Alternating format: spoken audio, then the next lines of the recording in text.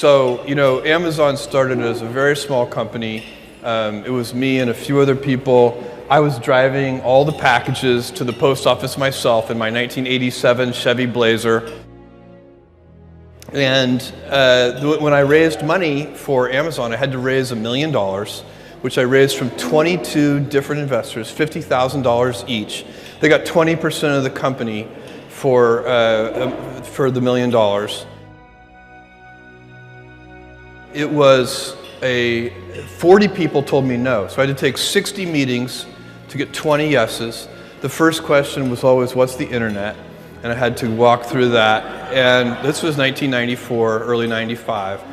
And so did I anticipate, fast forward to today and the current version of it? No. It has been one foot in front of the other. And I think that is true for most businesses, where you kind of proceed adaptively. It's step by step. You figure it out. You have a success. And then you kind of double down on that success and you figure out what else you can do, what customers want. Everything we've done and all the success we have is at its root primarily due to the fact that we have put customers first. That is something that people get confused about sometimes. What is Amazon? We do such a diverse array of things, from producing original content at Amazon Studios to Amazon Web Services, where we sell startups and enterprises, computing infrastructure, to the things that most people know about, which is our consumer offering, where we deliver things in little brown boxes. And these things seem so disparate. How is it that we're doing all of them? And the common thread, and really what it is it's an approach. We have a very distinctive approach that we have been honing and refining and thinking about for 22 years. And it's really just a few principles that we use as we go about these activities. At the very top of the list is one I've already mentioned, but you'll probably hear it 10 times throughout tonight because it's so central, and it is customer obsession. It's customer obsession instead of, for example, competitor obsession, or business model obsession, or product obsession, or technology obsession. There are many ways to center a business. And by the way, many of them can work. I know and have friends who lead very competitor-obsessed companies, and those companies can be successful. That's not a bad strategy. You have to be really good at close following. You identify winners when you watch your competitors very carefully. If they latch onto something that's working, you duplicate it as quickly as possible. It's a very good strategy in some ways because you don't have to go down blind alleys. If you're not pioneering, if you're only close following, it has some advantages. But it has some disadvantages too. And I like the customer obsession model. I think it's the right one. I think it's better than product obsession even. I think product obsession is not bad, but I think customer obsession gets you there in a healthier way. So that's one of the principles, one of the approaches that we take in every single thing that we do. The second one is that we are willing, I would say even eager, to invent and pioneer. So that is, I think that goes along, it marries really well with customer obsession. Customers are always dissatisfied. Even when they don't know it, even when they think they're happy, they actually do want a better way, and they just don't know yet what that should be. And that's why I always warn people, customer obsession is not just listening to customers. Customer obsession is also inventing on their behalf, because it's not their job to invent for themselves. And so you need to be an inventor and a pioneer. And the third one, that's really central to the way we think about all of our business problems and a bunch of things at Amazon, is we're long-term oriented. So I ask everybody to not think in 2 to 3 year time frames, but to think in 5 to 7 year time frames. To not think about, when somebody says to me, congratulates Amazon on a good quarter, which is a very common thing to say. You meet somebody, they're being nice, they looked at your financial results for the quarter, they're like, good quarter.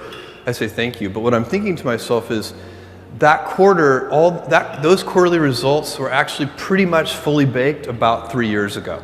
And so like today, I'm working on a quarter that is going to happen in 2020, not next quarter. Next quarter for all practical purposes, is done already, and it's probably been done for a couple of years. And so if you start to think that way, it changes how you spend your time, how you plan, where you put your energy, and your ability to look around corners gets better. So many things improve if you can take a long-term. And by the way, it's not natural for humans. So it's a discipline that you have to build. The kind of, get rich slowly schemes are not big sellers on infomercials. And so that's something that you have to sort of steel yourself for, and discipline and teach over time. For me, the thing I worry about the most is that we would lose our way in one of those things, that we would lose our obsessive focus on customers, or would somehow become short-term oriented, or would start to become overly cautious, kind of failure averse, and therefore unable to invent and pioneer.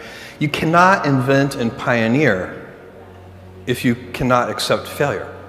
To invent, you need to experiment.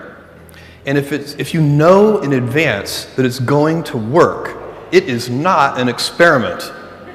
And so that's a very important thing. They are inseparable twins, failure and invention. And so you have to be willing to do that. And it's embarrassing to fail.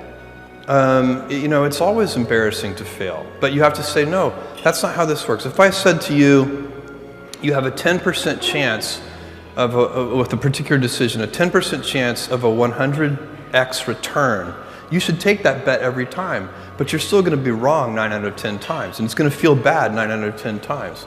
And with technology, the outcomes, the results can be very long-tailed. The payoff can be very asymmetric, which is why you should do so much experimentation. Everybody knows that if you swing for the fences, you hit more home runs, but you also strike out more. But with the baseball, that analogy doesn't go far enough, because with baseball, no matter how well you connect with the ball, you can only get 4 runs. The success is capped at 4 runs. But in business, every once in a while, you step up to the plate and you hit the ball so hard, you get 1,000 runs. And so when you have that kind of asymmetric payoff, and one at bat can get you 1,000 runs, it encourages you to experiment more. It's the right business decision to experiment more. It's also better for your customers. Customers like the successful experiments. By the way, this is a giant misconception in a lot of young entrepreneurs, inexperienced entrepreneurs that they meet. One of the things that is very fashionable right now is to talk about how disruptive their business plan is going to be. But invention is not disruptive. Only customer adoption is disruptive. At Amazon, we've invented a lot of things that customers did not care about at all. And believe me, they were not disruptive to anyone. So it's only when customers like the new way that anything becomes disruptive. And so really, it's just saying that you want to, if somebody comes to you with a business plan that they claim is disruptive, you should ask them to explain it to you in simpler language. And the simpler language is, why are customers going to adopt this? Why are they going to like it? Why is it better than the traditional way?